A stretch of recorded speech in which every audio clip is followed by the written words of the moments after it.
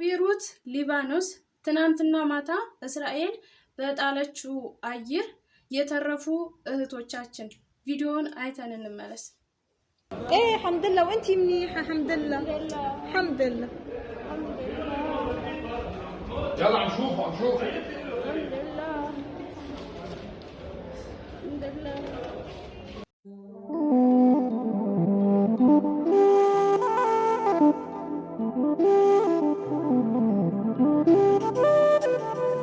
ሰላም ጤና ይስጥልኝ። ውድና የተከበራችሁ የሸዋል ዩቲዩብ ተከታታዮቼ እንዴት ናችሁ? ደህና ናችሁ ወይ? እኔ ያለው ፈጣሪ ተመሰገነ ይሁን። የኔ ሰላም ይበዛ፣ እናንተም ሰላም በያላችሁበት ቦታ በዚህ ትርፍርፍ ይበልልኝ። ለቻናሌ አዲስ ከሆናችሁ ሰብስክራይብ ማድረጋችሁ እንዳትረሱ፣ እንዲሁም ቪዲዮን ከወደዳችሁት ላይክ አድርጉ። ዛሬ በአዲስ መረጃ ነው የመጣሁት። እሱ ምንድነው? ትናንት ማታ እዚህ ቤሩት ሊባኖስ ላይ እስራኤል አየር ጥላለች ወይም ጦርነት ጥላ ነበረ። በዛን ሰዓት ያው እንግዲህ እህቶቻችን ያው የሚሰሩባቸው ሰዎች እነሱ ላይ ጥቃት ሲያደርሱ ያው እነሱም እንግዲህ ጉዳት ደርሶባቸዋል። ያው ሰዎቹ እንግዲህ እስራኤል እዚህ ቤሩት ሊባኖስ ላይ የምትፈልገውን ሰው አሁንም እያጠቃች ነው ያለችው። ጦርነቱ እንዳለ ነው። አሁን እንዴት ተበፊቱ አሁን የበፊቱ አሁን በጣም ከባድ ነበረ፣ ግን አሁንም አልቆመም አለ። እነሱ የሚፈልጉትን ሰው አሁንም እያጠቁ ያሉ ነው፣ እያጠቁ ነው አሁንም። እና በዛ የሚሰሩባቸው ሰዎች ላይ እነሱን ሲያጠቁ ያው ግዴታ የኢትዮጵያ ሰራተኞችም ካሉ ያው አብረው ነው ጥቃቱ የሚደርስባቸውና በጣም ነው ያዘንኩት። እነኚህ እህቶቻችን ያው የሚሰሩባቸውን ሰዎች ሲያጠቁ እነሱም ላይ ያው ሊያውም ፈጣሪ አትርፏቸዋል። እንግዲህ ሰዎቹ ሞተዋል። እንግዲህ ፎቅ ነው፣ ፎቁን ሲመቱ ይወረደው እንግዲህ ፈጣሪ እንዴት እንዳታረፋቸው የሚገርም ነገር ነው። ይሄ ነገር የተፈጠረው ማታ ወደ 3 ሰዓት አካባቢ ነው። በነገራችን ላይ ለኛ እኔ ላለሁበት ቅርብ ነው ማለት ነው። እና አየሩ ሲጥሉ በጣም ቤቱ ተነቃነቀ ምናምን። ወደዛው በቃ እንትን የኔ ሴትዮ የተወለደችበት አካባቢ ነበረ። ሰው ደወለች ምናምን እንደ ይሄ ችግር እንደተፈጠረ ነገረችኝ ማለት ነው ሴትዮ። እና በጣም ከባድ ነበር። ቤቱ በጣም ነው የተነቃነቀው በጣም። እና ከዚህ እዛ ድረስ ራሱ ለመሄድ ግማሽ ሰዓት 30 ደቂቃ ምናምን የሚወስድ ነው። እንግዲህ ስሜቱን አስቡት። መስኮቱ ምናምን ሲገላተም ወደዛው ልክ እንትኑ አየሩት መጥቶት ተመለሰ ማለት ነው። እና ከሴትዮ ጋር ቆመ ምናምን እያየን ያና ይሄ ቪዲዮ ደግሞ ያው ተሰራጨ ማለት ነው። እና እንግዲህ ፈጣሪ ይጠብቀን። አሁንም አዳዲስ ወደ ቤሩት ሊባኖስ የምትመጡ እግዚአብሔር ያስባችሁ፣ የእውነት ሁላችንም ያስበን። ማለት እንደዚህ አይነት ነገሮች ምን ጊዜያት እንደሚፈጠሩ አናቅም። እሱ ፈጣሪ ይጠብቀን ለማለት ወዳለው። ማለት ተጠንቀቁ፣ እንደዚህ አታድርጉ ለማለትም ግራ የሚገባ ነገር ነው። ከከሌ ብላችሁ የምትመርጡት ነገር የለም።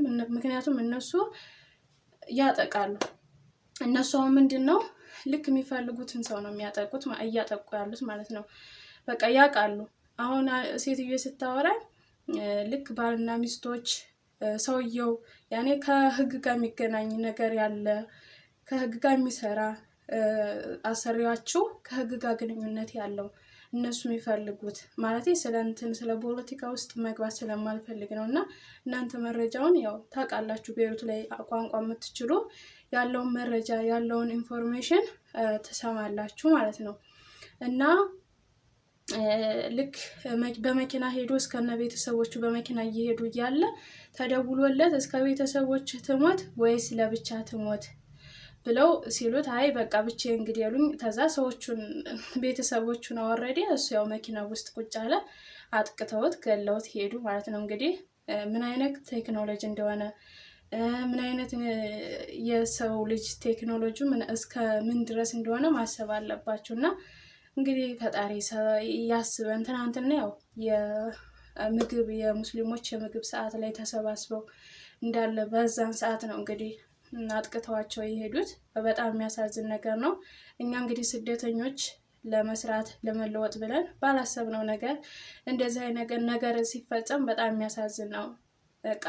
ምንም በማናውቀው ነገር በሰው በሌላ በመጣው ጦስ እኛም ህይወታችንን እናጣለን ማለት ነው።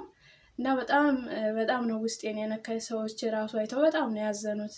እናንተ ለመለወጥ ለመስራት መጥታችሁ እንደዚህ አይነት ችግር ሲደርስባችሁ ምናምን አሉ እና እንግዲህ ያው እነሱ የሚፈልጓቸው እስራኤል የሚፈልጓቸው አካባቢ ሰዎች አብራችሁ ሱቅ ከፍታችሁ ያላችሁ እህት ወንድሞቼ ተዳብላችሁ ያላችሁ እንግዲህ እናንተ የሆነ ነገር አድርጉ፣ ወደ ሀገራችሁ ግቡ ወይ ቤት ቀይሩ። አሁን እነሱ ችግራቸው ማለት እኔ እንደዚህ ነው ብዬ ገልጬ መናገር አልችልም። እናንተ ታውቃላችሁ፣ መረጃ ስሙ፣ መረጃ እያዳመጣችሁ ከዛ ካላችሁበት ቤት ለመራቅ ሞክሩ ማለት ነው። እነሱ ከማን ጋር እንደሆነ ጥላቸው ታውቃላችሁ።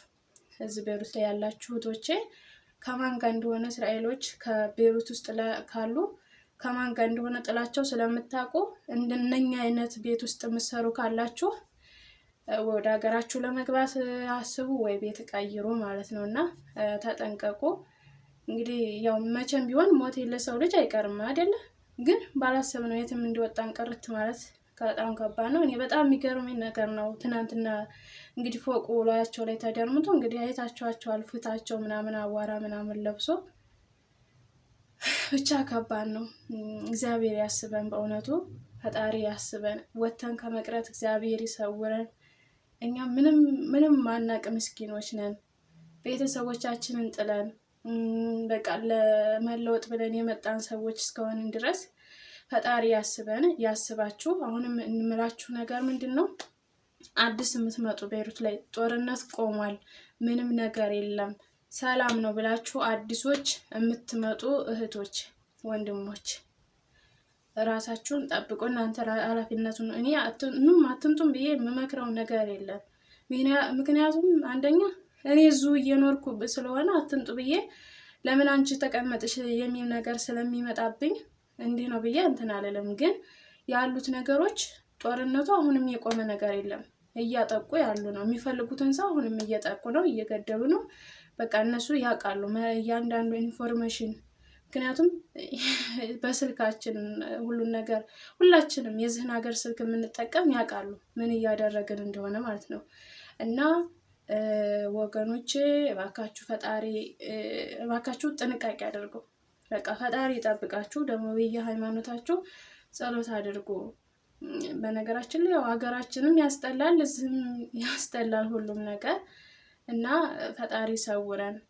እኛ በማናቀው ምንም በማናስበው ነገር እንደዚህ አይነት ነገር ሲፈጠርብን ከባድ ነው። እውነት ነው የምላችሁ ማለት ነው። እና በጣም ከባድ ነው።